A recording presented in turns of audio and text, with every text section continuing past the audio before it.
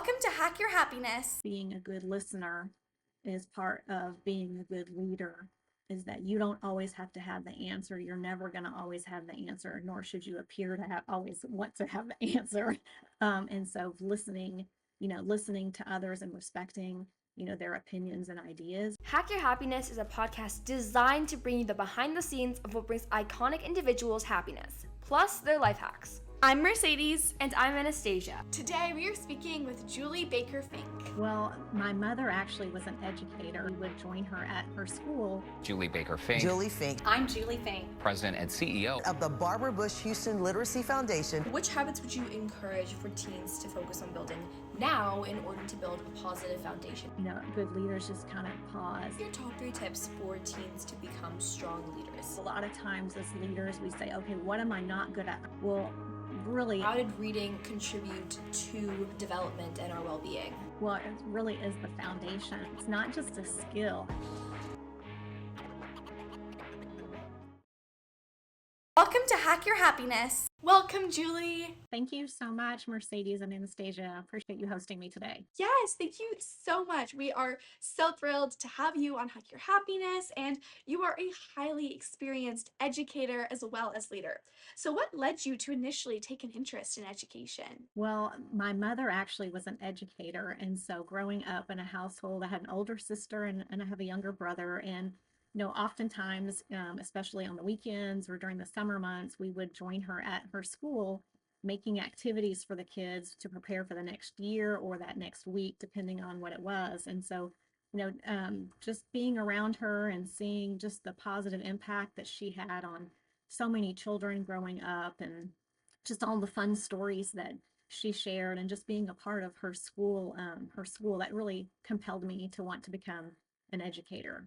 Oh, that's I such love a that. such a sweet story. I love how, your mom had such an impact and that you got a chance to, learn from her and kind of follow her footsteps in that Yeah. sort of initial And sense. seeing like the impact that you're able to create through education firsthand and being able to see it as perspective of a teacher and then being inspired to then follow that yourself. Absolutely. And one of the great stories is If our episodes help you hack your happiness and find a small bit of happiness in every day, be sure to share this episode with a teen in your life or anyone in your life who could use a small bit of happiness, as well as shop our happiness wellness products to bring a small bit of happiness to your home, linked in the description. I actually have one of my students, and again, I won't tell you how many years ago it was that I taught, but I taught seventh and eighth grade math, and one of my students is now the superintendent of the school district in which I taught. So just, that's just one of many stories that educators have, and the power of what they do, to everyone. So anyway, it's just it was a wonderful experience, and I love still being in, the world of education through the Barbara Bush Houston Literacy Foundation. Absolutely. And I absolutely love, the story. I'm sure you have many of, students who you watch them when they're younger, when they're in middle school, and then you get to see them, grow up. And even as like students right now, Anastasia and I can really see how teachers make such a huge, immense impact in the lives of students, and even like thinking back to things that our teachers have told us in the younger years and how those help motivate you throughout, as you move through your educational path, I think is so cool, like to have that impact. So I think teachers make such a huge impact on teens and, their students' lives. It's really an amazing career. And so tell us more about the Barbara Bush Foundation. What's your priority for impact? Well, the Barbara Bush Houston Literacy Foundation was formed 11 years ago. As you may know, Mrs. Bush, who the 41st First Lady of the United States, chose literacy as her cause. So she used her platform, as First Lady across our nation, to help elevate awareness of the importance of literacy, but also really backed the expansion of literacy programs to give adults a second chance in life by learning how to read, and helping to focus on family literacy, making it a daily habit and trying to get people to, value the importance of literacy in the home, as well, because we know there's so much research about brain development and how children learn in those first few years of life as the brain is forming architecturally.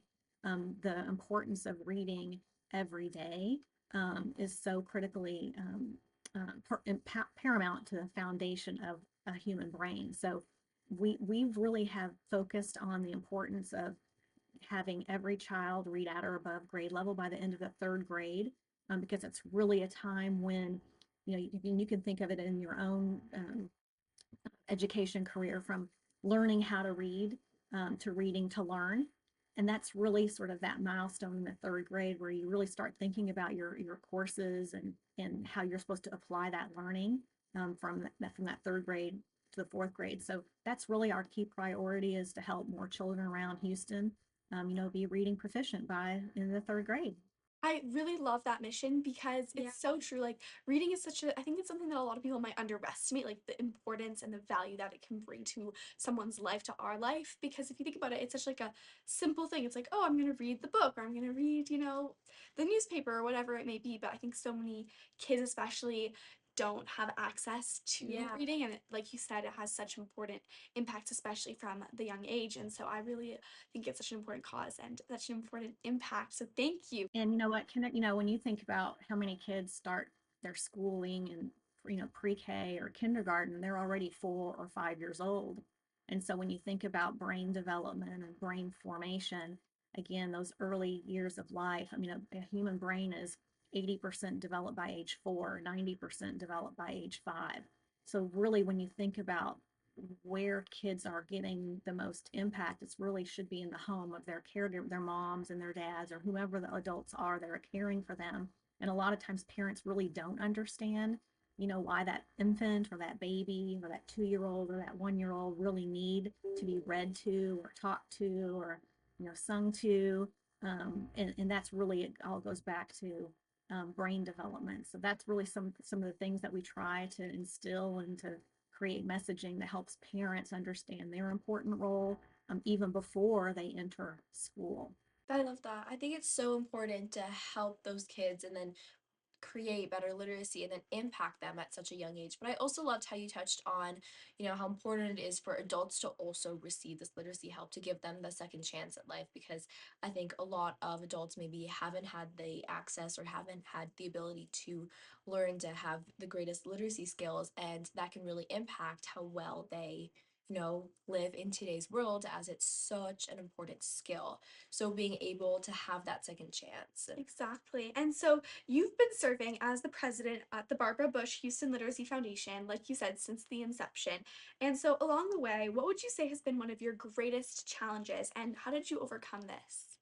One of the greatest challenges has just been where to start, because the problem of low literacy in Houston is so big. And I'll share just a couple of numbers. We talk about adult literacy. 1 in 3 adults in Harris County are functionally illiterate. 2 in 5 third graders are not reading proficiently. When you think about how big Houston is, just Houston alone has over 4 million people. So when we talk about those statistics, 1 in 3, 2 in 5, that translates into thousands and thousands and tens of thousands of people. So really, I think the problem was sort of like where to start tackling. It's like eating, how do you, this elephant that you see, you have here the whole adage of like, eating an elephant. And so where to start. And so I think it was like, okay, we're looking at this giant elephant and, where to start.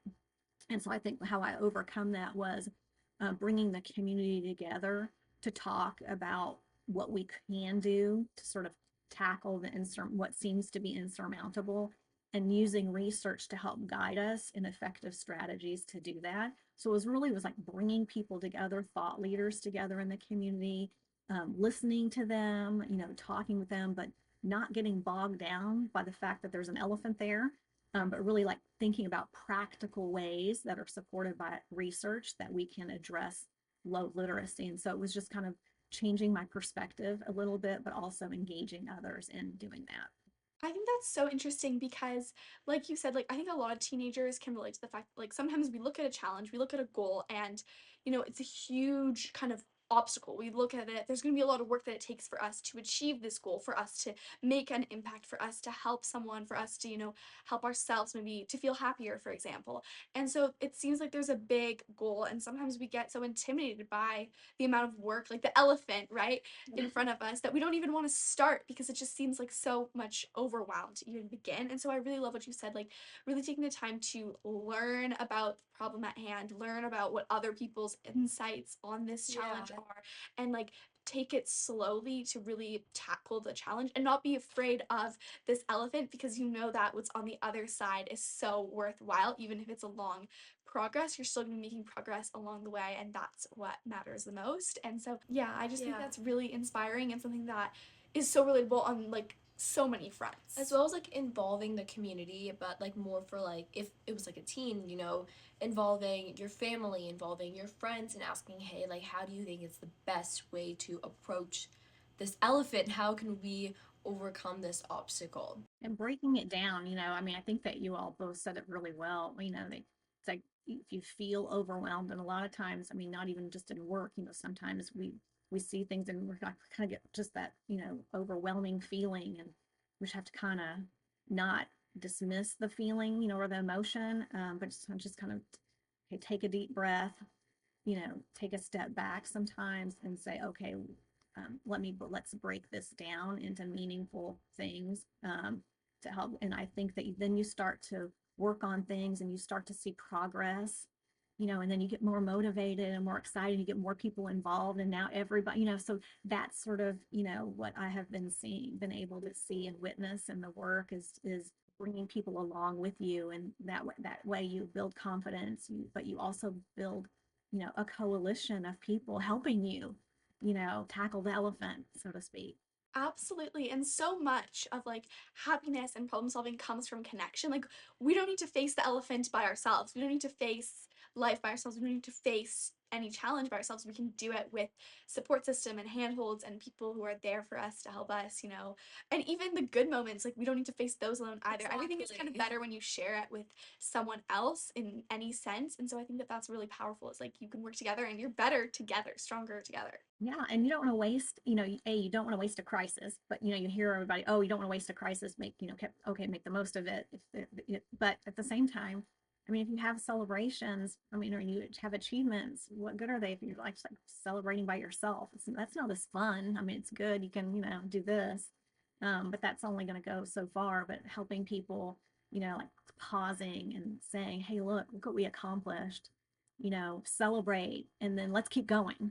I 100% think that's so important. And on the note of, doing those big things, leading a nonprofit is a huge role. And many teens also take positions of leaderships, be it in sports, clubs, or even at home. What are your top three tips for teens to become strong leaders? One is really understand what your strengths are, because I think a lot of times as leaders we say, okay, what am I not good at? I need to address that. I need to address my quote unquote weaknesses. Well, really, I've always liked to say, well, we need to focus on and identifying what really truly our strengths are, because we are all more naturally, right, inclined to do things and to be happier and to around things that we know we can be successful. So I think for example, one of my strengths is team building. So I love bringing people, I can identify people and bring them together and have conversations where we can help to address things. So I know that's a strength of mine. And so I'm going to try to find opportunities to continue to do that in my work. So one is to is to really identify your strengths and to focus on building your expertise, if you will, in those areas. And then secondly, if there are other opportunities or areas where you need support, is find other people that those are their strengths. So don't try to find a bunch of people who have all the same strengths as you, because then you're all wanting, it doesn't work that way. So you want to build a team, but you have to know what your strengths are first. And then third, I think is, being a good listener is part of being a good leader. is that you don't always have to have the answer. You're never going to always have the answer, nor should you appear to have always want to have the answer.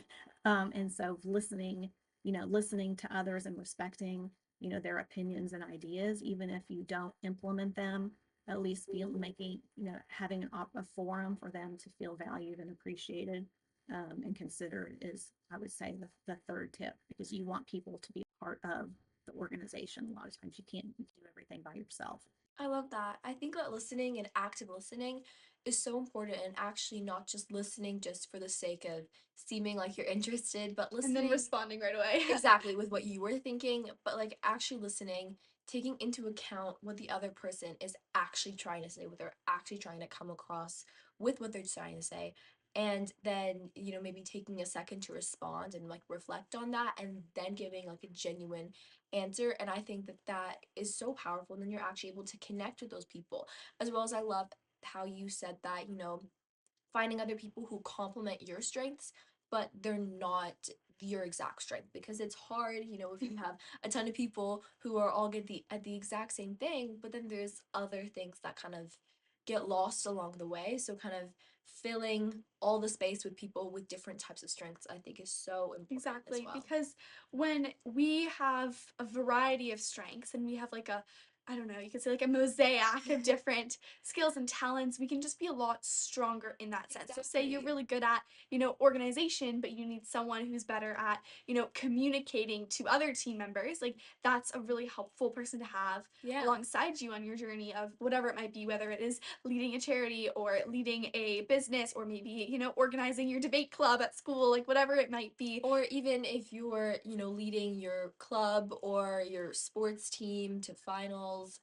it's a really great skill. Exactly. And I think honoring people, like if you have a team, is helping them also discover what their strengths are, and helping them to get better at it, and not always focus on, oh, you're not a good organizer, or you're not a good note taker. Well, don't have that person if they're not a good organizer and a good note taker. Why are you asking them to do those things? What are they good at? It might be, that they're good on social media and getting brand awareness out, or helping to promote the events or getting people there. So we'll give them the role that again matches with their strengths, because they're going to be more impassioned, more committed. They're probably going to go a little bit over, the extra mile, if you will. And then they'll also really feel self-fulfilled and rewarded just through the outcomes that you all achieve. 100%.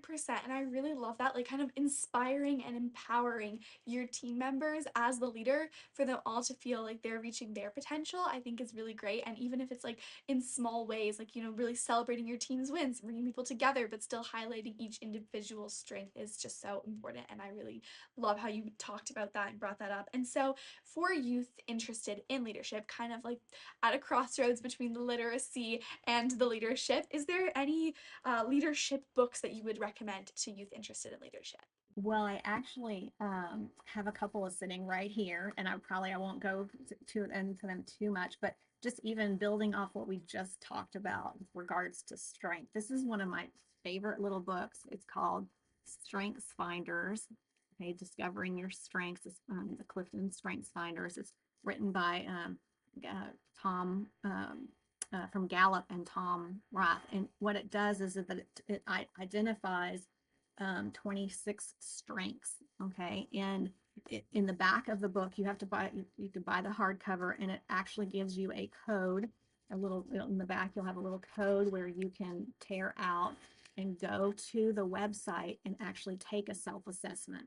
So you take a short little self-assessment, and then it kind of cranks out a report for you. And with the purchase of the book, you get the free assessment, but it'll crank out what your top 5 strengths are. You can pay more if you want to have, a more detailed further list of your strengths.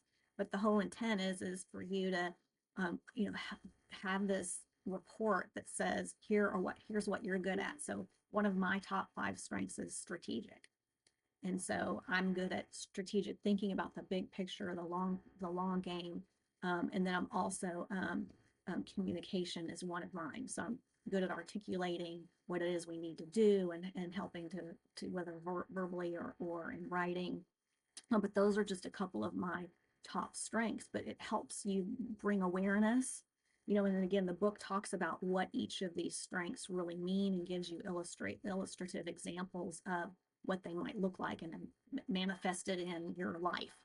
And so what we do here is all of my employees take the strengths finder so we all know and make it known what our top 5 strengths are. It doesn't mean that we're not good at anything else. It's just those are the ones that are most salient, in our work. And so we talk about, okay, how do we even see that or recognize, like positivity is a strength in the book. And so I have people who positivity is one of their top 5. It's not one of my top 5, but it doesn't mean that I'm not a positive person.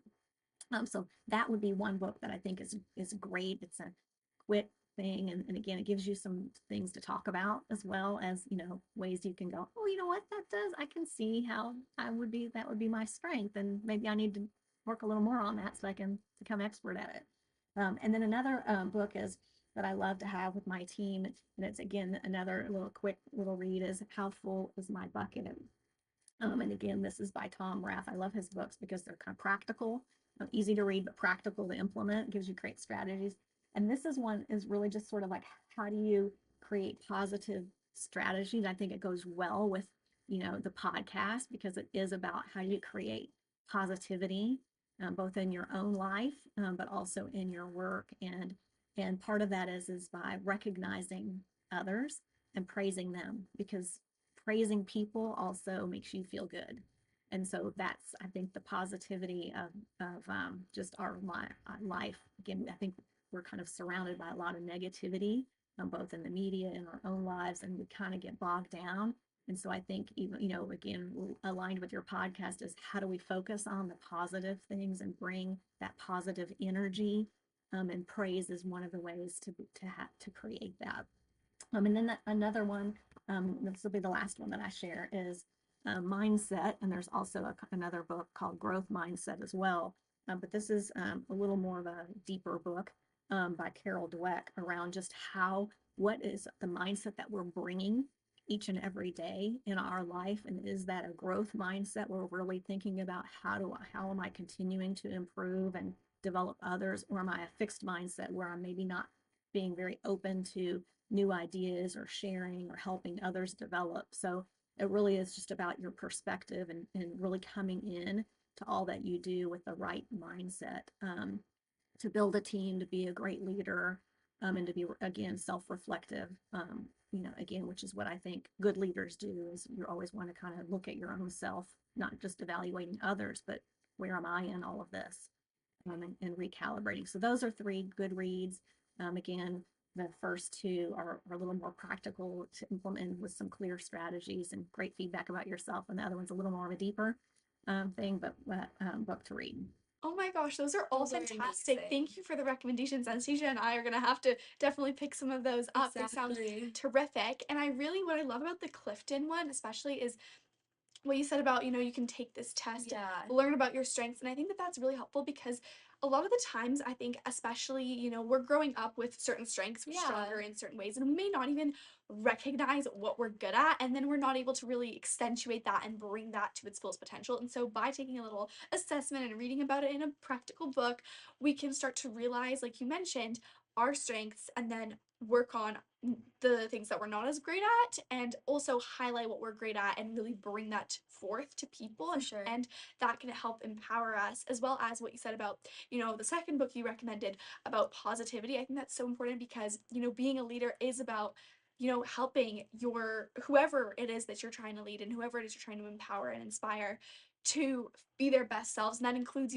making people feel happy when they are surrounded by you and your team members. It's like you feel happy as a collective and you're all inspired on your mission of bringing literacy to people around Houston, or, whatever it might be, sports or a theater production, whatever it might be in anyone's life. For sure. And I love, like, on the last one, where how you talked about mindset. I think going into a situation with a different mindset can completely change your experience, because I think if you go into it with like a closed and a fixed mindset, saying, oh, I already know everything, I don't know why I'm here, I'm not going to learn anything from these other people, you're not going to learn anything. But if you go into it saying, okay, I'm going to have an open mind, I'm going to see what they have to offer, and I'm going to try to learn something from them, you're going to learn something. And I think just having a different mindset and try to making sure that not only are you checking on other people, but you're also keeping yourself in check and keeping yourself accountable towards making sure that you're constantly growing and developing. Totally. You all are right on point. Absolutely agree with everything you've said. Thank you. And habits are really important for being able to build a more open mind and having that growth mindset, as well as just becoming a better leader in general by having those leadership habits and skills. So, which habits would you encourage for teens to focus on building now in order to build a positive foundation for the future? Wow, habits are hard. Why are they so hard to form? You know, especially when they're habits that you need to break and create new ones or better ones. I mean, they're just hard. I mean, they take work. You know, and so, you know, one of them is, you know, we'll go back to just the listening piece. I mean, it's something that you have to practice. And I love it because you all both articulated, you know, the reality of it. And then one of the things, Mercedes, that you mentioned was, you know, not having an immediate response. And so that is something that leaders have to practice is I mean, if you are fully listening to what Anastasia is saying, Mercedes, you wouldn't be thinking about what you're going to be saying to her. If you're already thinking about what you're going to say to her, you're really not actively and fully engaged in what she's saying. You're already, you know, you're already locked in, you know, with a response. And so sometimes, you know, just practicing like listening to someone and then just, wow, that's really great. I need to think about that for a moment. Or, you know, but not having like an answer or a reaction, you know, other than, so just kind of taking a moment and processing. And that is a tough habit because, and I'm not great at it. I haven't mastered it either because I'm really busy. You know, we're always kind of wanted, I mean, again, everything I see these days is going so fast. You know, everybody wants immediate everything. And so, you know, it's going to be, it's tough because you want immediate action, you want immediate answers, you want. And so, you know, good leaders just kind of pause and take a moment, fully listening. Sometimes it's even playing back, you know, here's what I heard you say.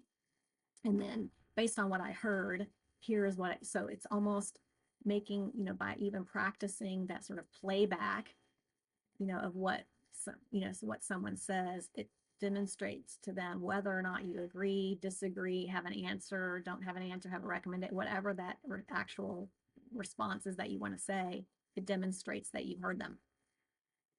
So I think that is a habit to, you know, a good habit, no matter how old you are. And I'm not young and I'm still working on it. But if you can practice that young, you know, at a young age, I think you'll just find that that will help you in all types, all facets of your life, the relationships that you build, whether they're personal, whether that you're at home, you know, your business life, your clubs, you can, that's a skill that you can translate in all facets of your relationships.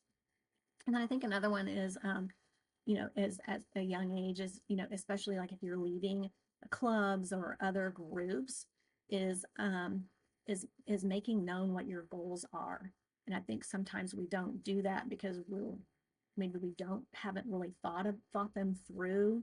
And I think that having a habit of setting goals and making them known to others, I think generally, you know, we as humans, we as people who are around us want other people to be successful. Well, they don't, how will anyone know how to help us be successful if we don't tell them what we want to achieve?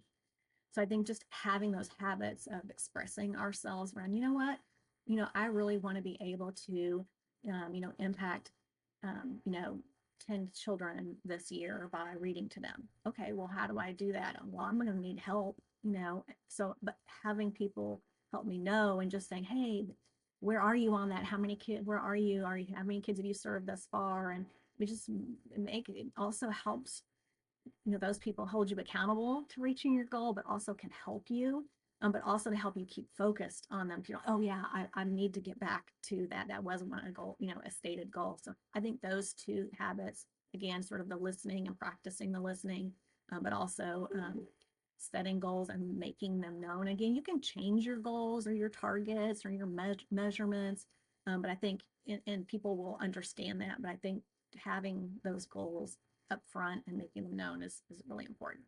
I 100% agree. I think that being able to say that, this is what I want, and then, the people around you in the community, like people want to help other people, and I think it's important to utilize this and know that, other people aren't out to get you.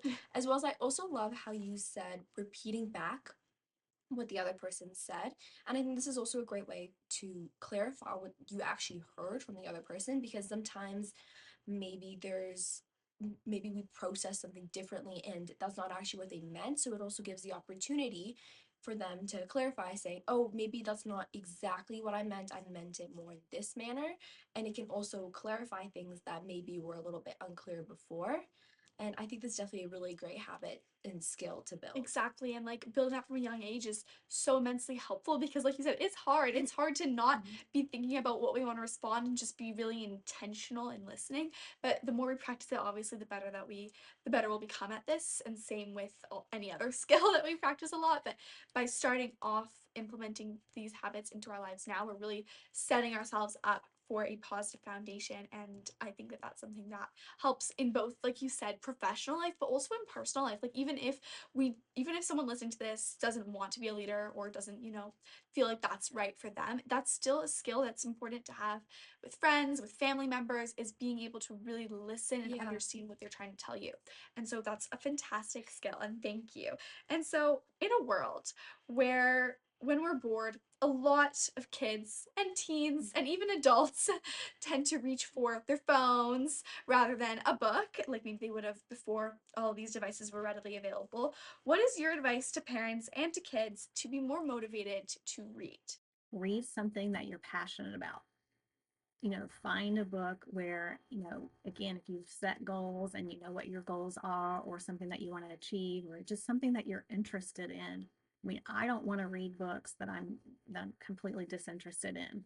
I don't read books where it's like, oh, I don't know a lot about history, so I'm going to go look at history. Well, if I don't like history, and I like mystery books, or my favorite genre actually is historical fiction, because I love knowing a little bit of the past, but I like how an author can take liberty to embellish it and make it more of a story. And I tend to read books in that sort of World War II period, because I love just I'm fascinated with the extreme nature of what people went through, and I like the heroism sometimes that comes through that. But so anyway, I like the trial and tribulation, but sort of that heroism or that comes through in a lot of the stories that are written.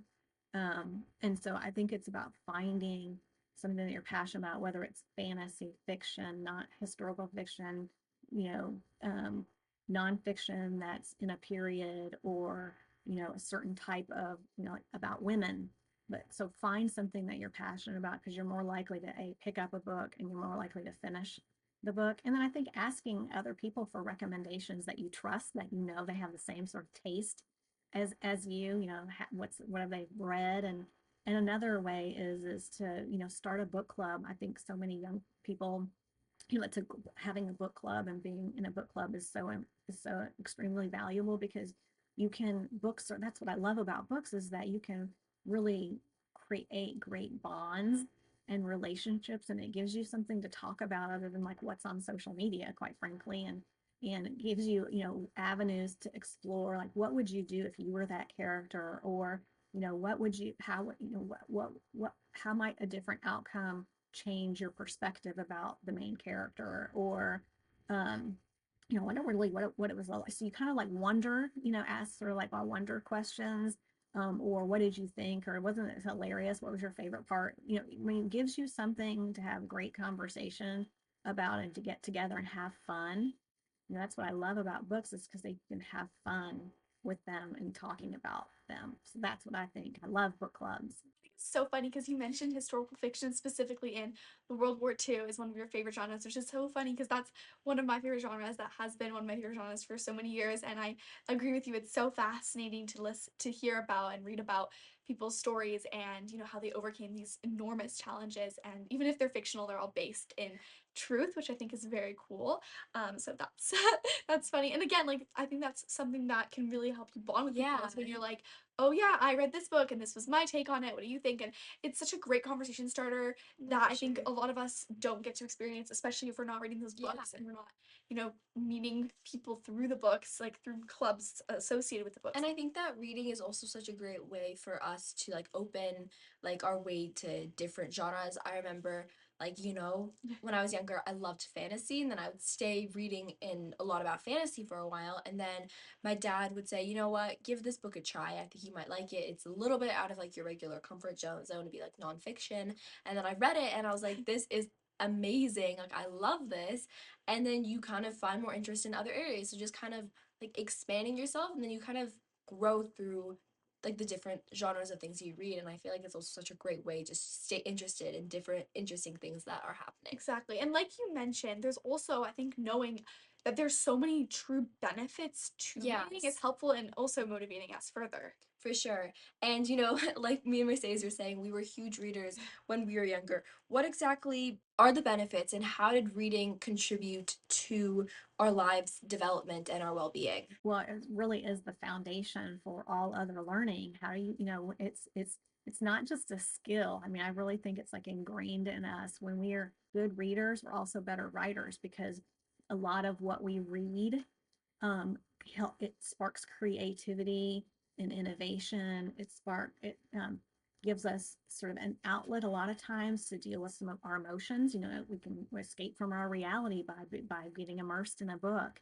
So a lot of just the benefits of just socio-emotional well-being, but being able to grow and learn more, being able to foster relationships, around books, but it also gives you skills that are going to translate into the real world. And at the end of the day, we all want to earn a living wage, and I think, great readers and are all, again, are great writers, better communicators.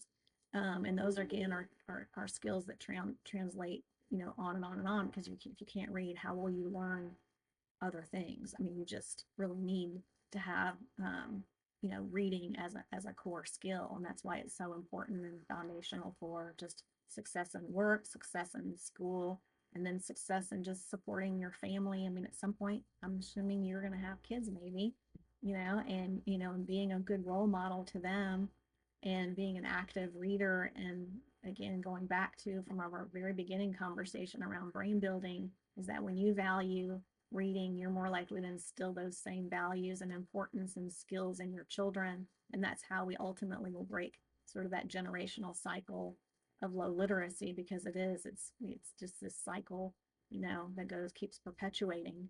And that's what one of the difficulty is in breaking it. And so we all need to create a culture of reading success, and we have to start within our own selves in doing that.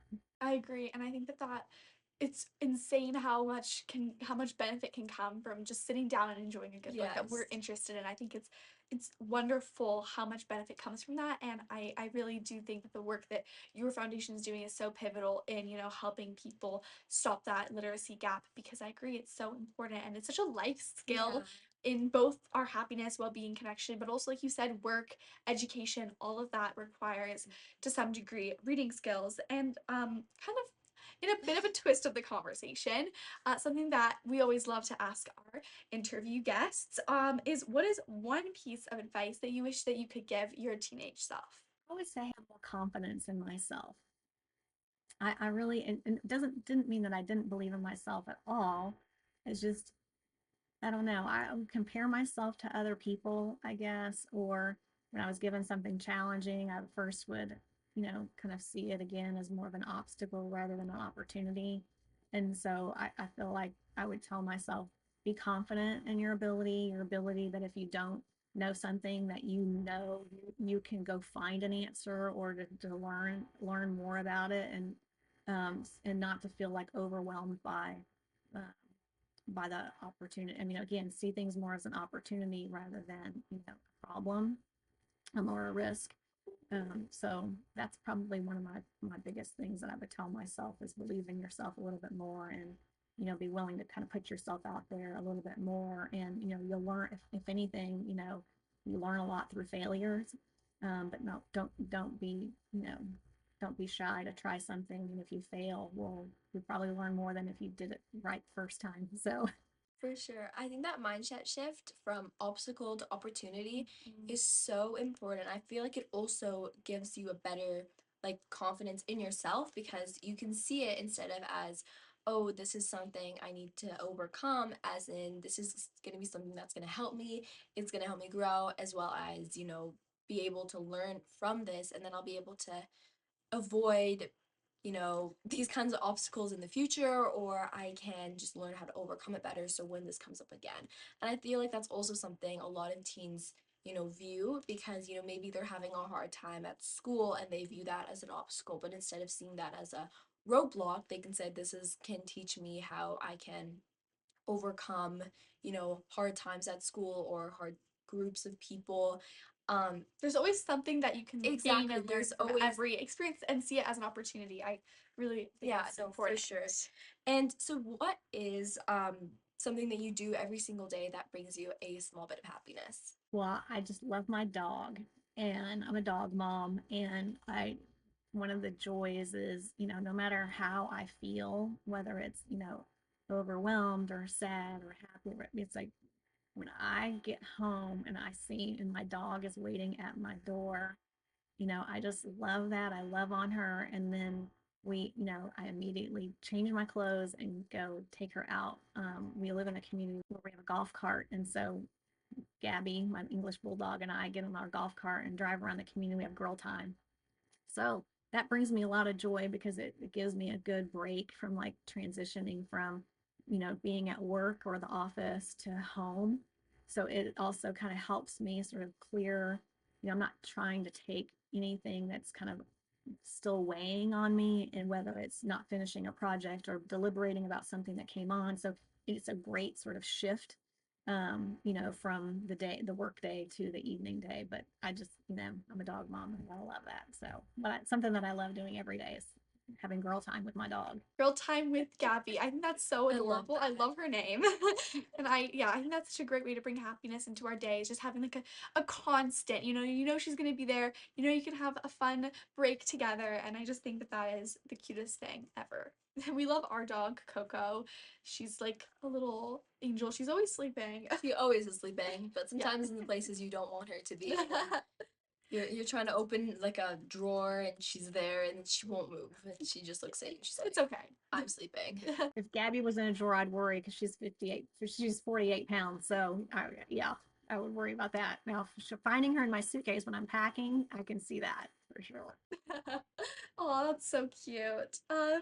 Do you have one motivational quote that you love and remember? And if so, why? Yes, I love the one that says all, and I'm going to read it because I have it written down on my desk. But all labor that lifts up humanity has dignity and importance and should be undertaken with painstaking excellence. And that was written by Martin Luther King. And so I reflect on that because, in the world of nonprofit, that's really what we're trying to do. We're trying to focus on a cause that will make a difference in the lives of people. And so to me, when people learn how to read, it enables them to navigate life with dignity. It enables them to have the foundational skills to be successful in their life and to live really the American dream. So I love that because it forces you to think about that what you're doing is important, and that who you're trying to serve are people who need support, who deserve support, and you need to take care of that with painstaking care and excellence and all that we do. And so I love that because it holds you accountable. It has creates high expectations for yourself that you can translate into your teams. So I love that one because it seems to me like it's just a short but powerful, statement around how I should focus on my work here. I love that. I think it's so empowering and strengthening to know, and also to like see it as like, you know, you need to help these people and you need to make sure that what you're doing positively affects them. And, you know, all the work that you have done at the foundation has helped so many people. It's so impressive and impactful. Exactly. And I think that all of us can find so much joy in making an impact, big or small, on someone else's daily life. And so I think that that can be so fulfilling. And what a 100%. great reminder. Yeah, for sure. And so, in terms of the foundation, do you have anything exciting coming up on the horizon that you would like to share with us? Yes, we're actually, I told you earlier about just the need to sort of pause and celebrate success. And so we have a big celebration that's coming up on December 18th. We have a program called My Home Library, and your listeners can go check out our website at barbarabushhouston.org to see kind of what other things we have going on. But one of our programs is called My Home Library, where we provide a home library to underserved children who can't afford them. And so we know that research says that when children have access to books in the home, they're more likely to read and achieve, but also to become lifelong readers. And so that's been a program that we've started since 2017. And so in December, we're going to be distributing our 200,000th home library to a child here in Houston. And so we have that coming up. And so it really kind of is a great celebration of the impact that we're making. But again, a reminder that that we need to keep continuing to do great work in the community. But again, stopping and then recalibrating, saying we need to do more is what we want to do. And then next year, it actually is going to be what would have been Barbara Bush's 100th birthday. So we have a great milestone year in 2025. And so we have several activities that we're going to kick off. And one of them actually is as we call it, our butterfly pin campaign. So we've partnered with a jeweler to create this custom, beautiful pin with a brooch. Oh, it's stunning. It's beautiful. Wow.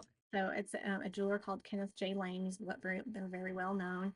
And so we are going to launch that because we want to help have somebody signify Mrs. Bush, but also the choice of the butterfly. Of course, she loved blue, which is why I'm wearing blue today. But she loved blue, and but the butterfly has a lot of symbolism. One is the transformational power. So the metamorphosis that that butterflies go into.